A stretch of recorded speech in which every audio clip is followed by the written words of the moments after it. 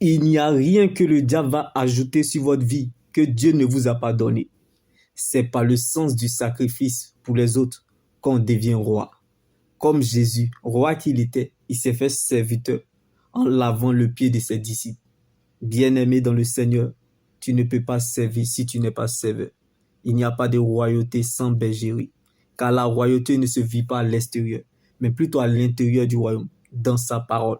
Car Dieu ne se trouve pas à la parole, mais plutôt dans sa parole. Donc Dieu ne veillera pas sur ta parole, mais plutôt sur sa parole pour l'accomplir. Car lorsqu'il t'attend la tête, il compte sur lui-même pour t'accompagner.